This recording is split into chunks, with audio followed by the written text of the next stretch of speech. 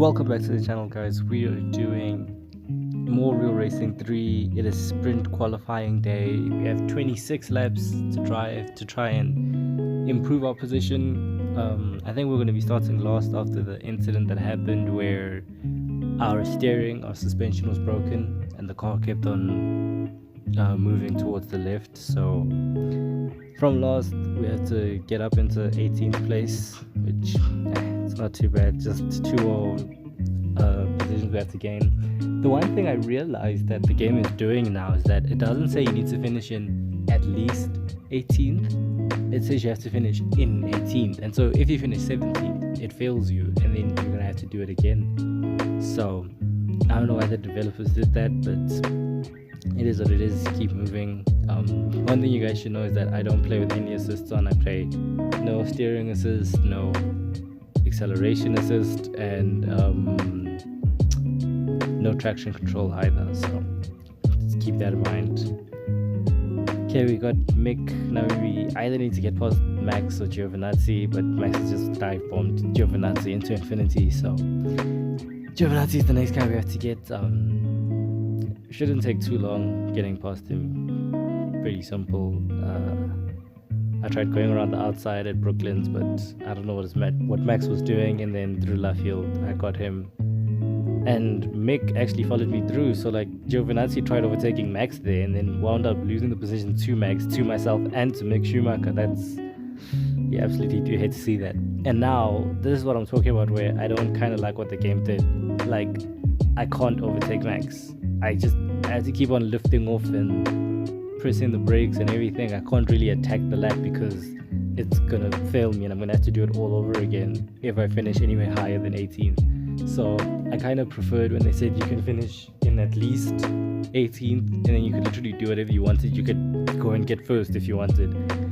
But yeah, it kind of sucks because you can see that the Real Racing have like scripted it in a certain way that you're going to do certain things at certain times in the sprint qualifying. So by lap 2 we're going to be up in 18th, and then by lap 5 we're going to be elsewhere. It's kind of like forcing you to do that, so I just kind of skipped ahead because literally the next lap is me getting close to Max and then lifting off, and then Mick would try and get past me, and then I'd floor the throttle again, and it was literally just that over and over and over. So pretty boring. And now we have to try and get up to 14th place, and we have to slipstream for 14 kilometers. It's kind of long.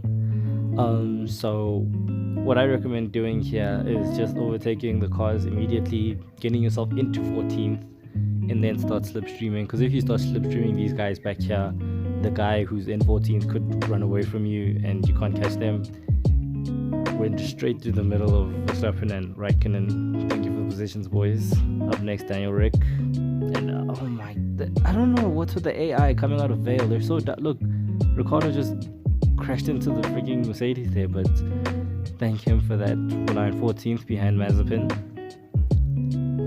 and we're just gonna follow him through and slipstream the entire way.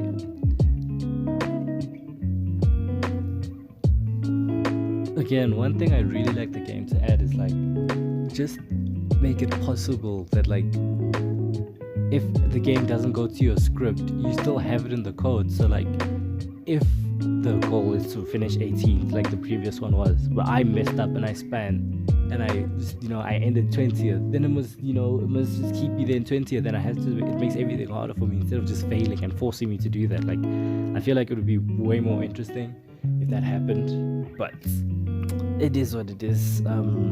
It's Real Racing's game. I can't really tell them what they can and can't do with their stuff. Now we gotta keep average speed of 230 kilometers per hour and move up to 10th place, which pretty simple. Just drive flat out and you'll do it.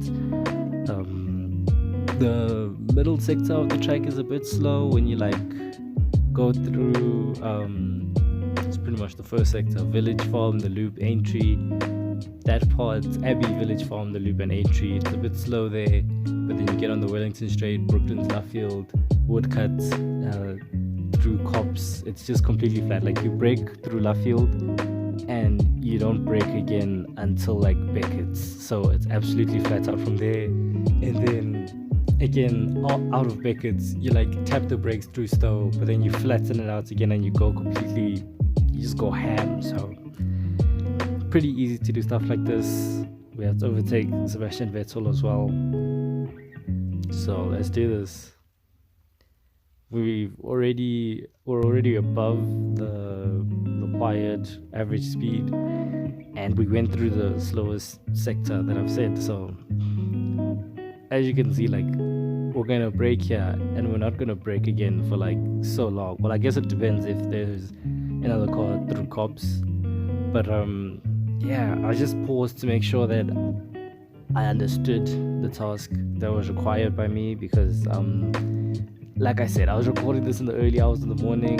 Whenever Real Racing does these stuff, it's like 2 a.m. for me, so I'm always pretty tired when I do them. And Sebastian's on my inside, so I do have to kind of lift off, but normally you'd go flat out through here and just the car would be absolutely flying, and then you'd only start braking at this section. It's crazy just how long you stay flat out at Silverstone. There's so many high speed corners where you can just go through them flat out. It's incredible. Up next is teammate Lance Stroll, but we can't overtake Lance Stroll, because if we do, the game will fail us. So just have to sit and wait. Just park up right behind him. We've got the average speed pretty simply, pretty easily. Yeah, we finished in 10th, which is not too bad, you know. So now we have to try and finish 7th, but we have to keep an eye on our tires, which I don't think is too bad to do, but we have got to upgrade. Here we go again. Real Racing 3 absolutely loves to burn a hole in my pockets, and so sitting and upgrading. Like I said before, you guys really do want to like grind and get as much Motorsport Dollars as you can before you do this event. You always want to have like more than 2.5 million Motorsport Dollars, and you should be able to do this event without spending a single coin of gold. And there you have it. We spent 516,900 Motorsport Dollars on the upgrades to be able to overtake a couple guys while managing our tire wear, which is extremely pricey. But hey, it is what it is. That's also another element of this game that just doesn't make sense. You upgraded the car like mid Grand Prix. For one, that's just impossible, and for two, like, if you did that in real life, you'd probably get a grid penalty and you would just start further back. So it's like Real Racing 3 is trying to incorporate these cool little things that make you improve the car, but it doesn't really work. So it's just, yeah, it's kind of dumb, but it is what it is. Up next, my teammate Nicholas. Let's not bump into each other again like we did previously. Not saying anything. But yeah, just my overtake on Lance, because we couldn't really get close to Nicholas, and now we finally have a sniff through left field, side by side, out of the corner. I gave him a little squeeze there so he could lift off, and yeah, simply done. Right around the outside at left field. You'll have to see it. Give him a squeeze there just to force him to like lift off, so I know that the position's mine, because as you can see on the top of the screen, I am running out of tire wear. Every second that goes by, I lose a little bit of performance in the tires, so I can't be playing nice. I need to just get ahead of everyone as soon as possible. Alonso is the next car that I need to overtake, and yeah, I'm closing in on him very quickly. We still have about a lap to go, so I should be able to get him. He's not too far. Yeah, tire wear is just under 50%, and so I just don't trust the tires at all at this point. It's just, I feel like the back end could slide out on me at any second. We've got the slipstream on Fernando Alonso in the Hamilton straight into Abbey, and we pass him.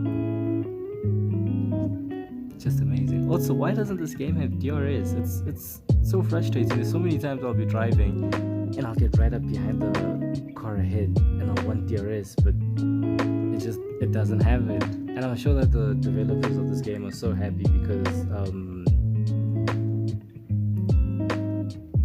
the new Formula One cars don't have DRS anymore, so you know that they're absolutely ecstatic that there's no DRS anymore. That is stage 3 completed, guys. Here are the rewards: 50,000 Motorsport Dollars, bit of gold, bit of VP as well. Very nice, very nice.